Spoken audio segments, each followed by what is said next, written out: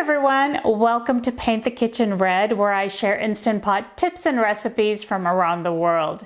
I'm Nina, and today I'm going to be telling you about Instant Pot penne with sausage in a tomato cream sauce.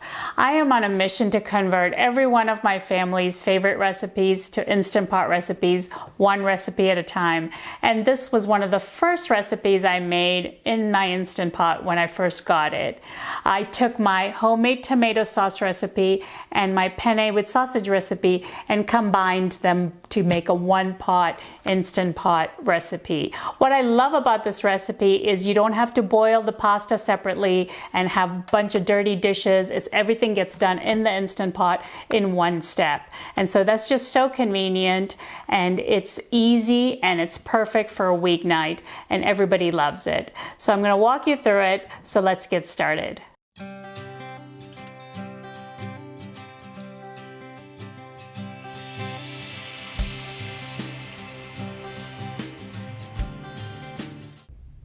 Here are the ingredients you're going to need for the penne with sausage recipe.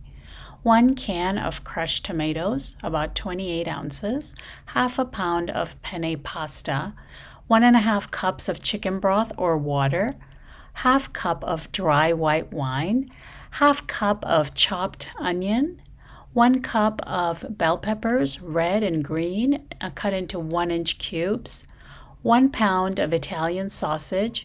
Remove the casing and cut the pieces into 1/2-inch chunks. Half a cup or 1/4 cup of heavy cream, depending on how much you'd like to use. 1 to 2 tablespoons of olive oil. 1 tablespoon of minced garlic. Shredded Parmesan cheese, and this is going to be used to garnish at the end. Chopped parsley, also to garnish. 1/4 teaspoon of crushed red pepper, and if your Italian sausage is very spicy, you can go ahead and omit the red pepper. 1 tablespoon of granulated sugar. I like to use sugar because it's a nice counterbalance to the sourness of the tomatoes. If you don't want to use sugar, you can use shredded carrots, and you can add those in when you're sautéing the onions and garlic. 1 teaspoon of salt or to taste, 1/4 teaspoon of black pepper, 1.5 teaspoons of dried basil, and 1 teaspoon of dried oregano. Go ahead and heat up the Instant Pot, and once it's hot, add the olive oil and let it heat up. Next, you're going to add the Italian sausage, and we're going to saute it and let it brown. If the pieces are too big still, you can go ahead and break them up while you're sauteing. You may notice that there are some brown bits stuck to the bottom of the inner pot. So what you can do is deglaze with a tablespoon or so of the white wine. And once you start scraping the bottom of the pan, you'll notice that the brown bits start coming loose. And this is really important when you're pressure cooking in the Instant Pot. You want to make sure there are no brown bits left on the bottom of the inner pot so that when you start pressure cooking, it's able to build pressure. Now let's go ahead and add onions, garlic, and let's stir the onions and garlic into the sausage until the onions are translucent. Now we're going to add in the white wine, and we're going to stir it up and let it cook until the wine is almost evaporated. Now we're ready to add in the bell peppers, sugar, basil, oregano, salt, pepper, the broth or water, whichever you're choosing to use,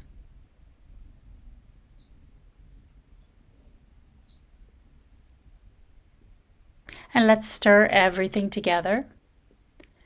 And of course, you want to make sure that there's nothing stuck to the bottom. I mentioned this before, it's very important. And now we're going to add the tomato, the crushed tomato, right on top.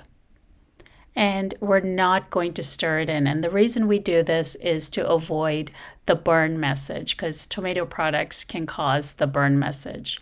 And finally, we put the penne right on top.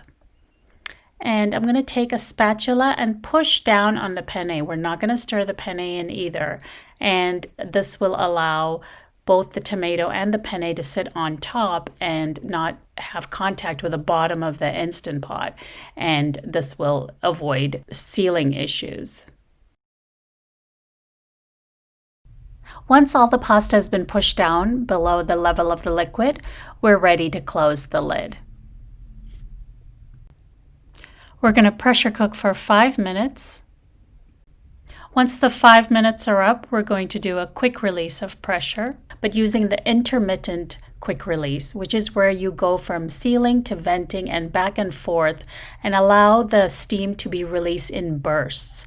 Once the steam coming out is not as forceful, at that point you can put the steam release into venting and let the remaining steam come out.